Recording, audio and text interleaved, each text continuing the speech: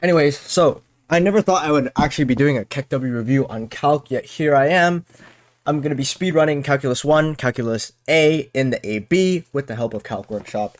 I made a whole Google slide and everything. Just a quick disclaimer, this video is not made by a professional. You should not use this video. To be honest, it's literally a Kekw review made by someone who's shit at math. This is half made for fun and half so I could study myself by teaching. And this literally just teaches the basics of calculus and nothing advanced. There are three main parts of calculus that you should know, and those are limits, derivatives, and integrals. Now, going to the first one, what is a limit? A limit is when you have a function f of x, and unfortunately, there's a point on f of x that is not defined. So what a limit does is it assigns a temporary value to that limit that makes it exist, essentially. So one of the main rules of limits is that in order for the limit itself to exist, it has to approach the same point from both the left and the right. If you take a look at the top function here, both points point to the same spot at x equals 2. Therefore, the limit does exist. If you look at the bottom graph, they don't approach the same point. So therefore, the bottom graph does not have a limit because they don't approach the same point. What is a derivative? The very basic definition of a derivative is the slope of the function at any given point. The reason for that is because not all functions are created equal. You see, if you look at the top function, it's linear, meaning that the slope is constant throughout the entire graph. But if you look at the bottom, it's actually curved, meaning the slope is different based on where you look. And that's what the derivative is. The derivative is the slope in relation to where you're looking. This is also known as the tangent line, and the slope of the function changes, obviously, and it can be used for things like related rates, trying to find things at different times, and rates of change. What's an integral? An integral is used to calculate accumulation over time. It has a similar relationship to derivative as division does to multiplication. So if multiplication is x times y equals z, division is z divided by y equals x, kind of works the same way. Given fx, given f prime x, find fx. It can be used to find the area under a curve. There are eight ways to find a derivative. Some of them being more important than others, and some of them being slightly better than others. Anyways, the first one is limit definition of the derivative, and this basically works when you replace every x in your function with f plus h, and use this equation on the right, limit as h approaches 0, f x plus h minus fx over h. Basically, how you would solve this top equation is that you somehow, some way, you find a way to get rid of the denominator h, because if you plug in h for 0, that's undefined. So somehow, some way, you have to find a way to get rid of that h on the denominator. Then once you get rid of this h in the denominator, you can substitute every single h in your equation for 0. And once you substitute everything for 0, then you can find the derivative based off of that. Honestly, it's the worst way to find the derivative, and unless you absolutely have to do it, don't. Stay away. It's bad. Power rule, this one's my favorite. Power rule is when f of x is equal to x to an n power, and basically how you do that is you multiply the thing by n, and then you subtract 1 from the power rule. Super easy to remember because it's really simple. Here's the graphic if you want to see, and here's an example problem. Product rule takes two functions, multiplies them together, just like the name. You take the derivative of the left one, multiply it by the right one, then you take the derivative of the right one, multiply it by the left one, and add those two together. Honestly, the order doesn't really matter because commutative property exists. Product rule also isn't super hard. It's pretty easy to remember, and here's an example problem. Pause the video at any time if you need to take a look at any of these example problems, but they're pretty simple, pretty easy to remember. Quotient rule. Quotient rule can sometimes be changed into a product rule, because remember, if you have 1 of g of x to the power of anything, it's literally equal to g of x to the power of that negative. So therefore, sometimes you can get away with making a product or a quotient rule into a product rule, but it doesn't work all the time. But there are two main rhymes that I like to remember. This one in the graphic, that's ho de high, high de ho, ho ho.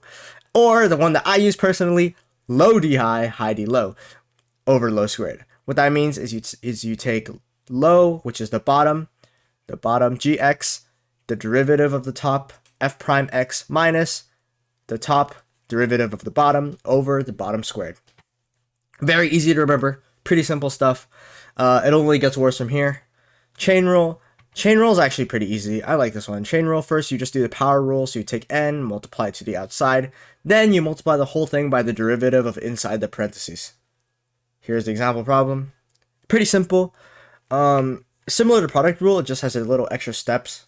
A little bit of extra step because you kind of got to multiply the f prime x on the outside. Ln and e by themselves are kind of a joke because f prime of x of ln x is x prime over x. F prime of x of ex is x prime times e to the x power. Kind of a joke, but it only gets weird when you put them together. And remember that e and ln cancel when they're next to each other, they make 1.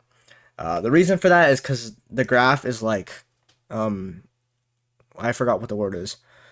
It's 1 to the power of 1. I don't freaking remember. But yeah, basically the graphs are kind of opposites. So when you put two opposite frequencies, they kind of cancel out and they make silence. So they make 1. Trig functions, to be honest, don't derive these, please. Whatever you do, don't derive them. Just memorize them. That's how you're going to find the most success. The easiest way to memorize them is that all of the trig functions that start with a c, cosine, cosecant, cotangent, they all end up being negative. And then the sine, secant, tangent are positive.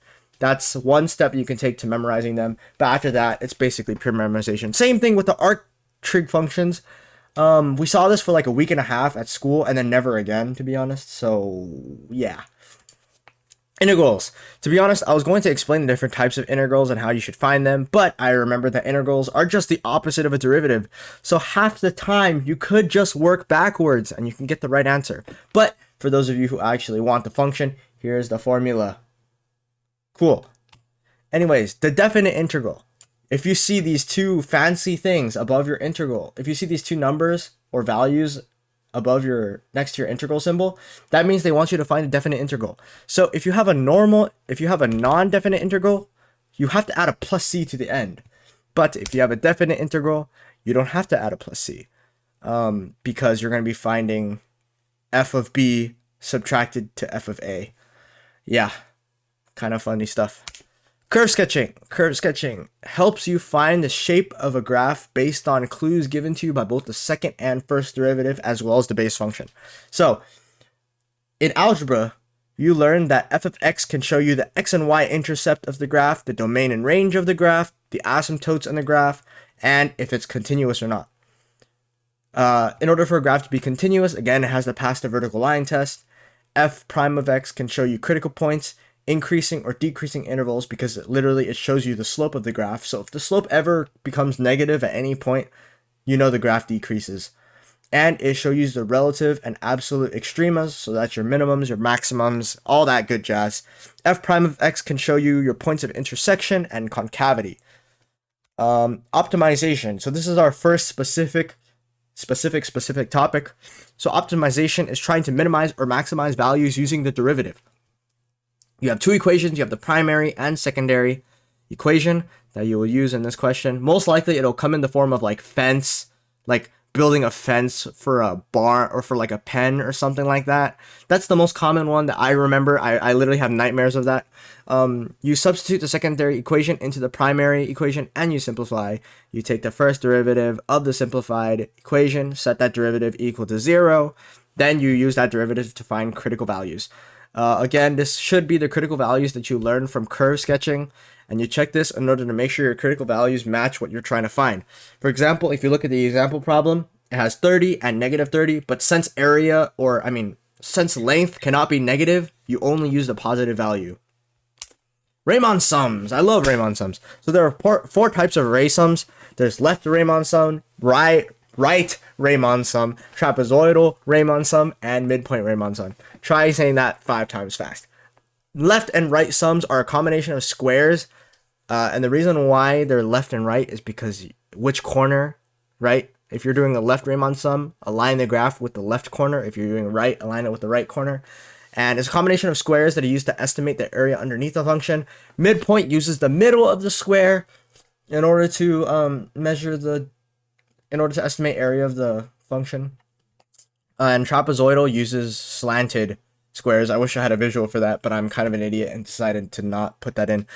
Similarly to building a circle in Minecraft, the more squares you use, the more accurate your estimation is going to be, even though it won't be exactly perfect.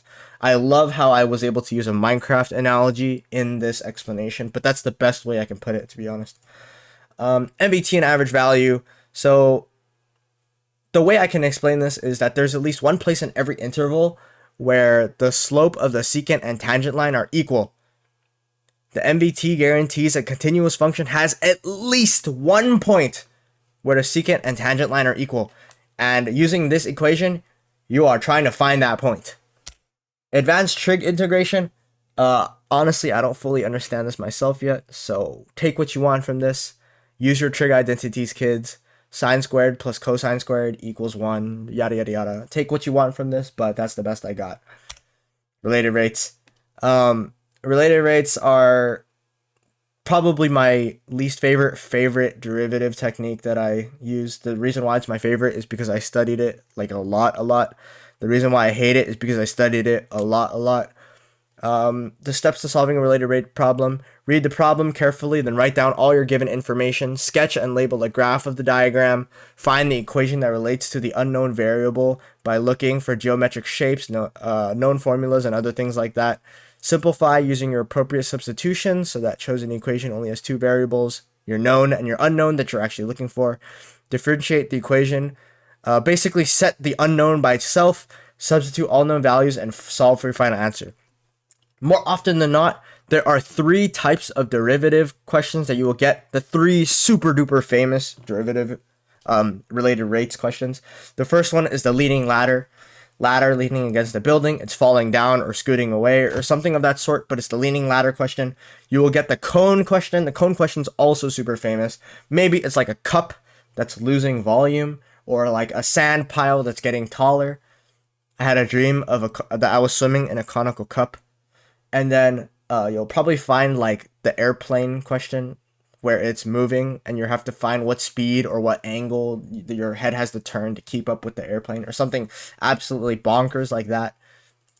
Yeah, thanks for watching. That's the complete Kekw review of Calculus A, the first portion of calculus. Remember, I have all of these visuals and example problems. You can pause at any time throughout the video. I'll leave the link in the description for this PowerPoint or Google slide. Don't watch this video last minute, because honestly, it was really fast. It's just a refresher on everything that you should already know. I literally don't explain anything in this video. I just like kind of hopefully spark your memory a little bit with this video. Thank you for watching Kekw Review, and Kekw.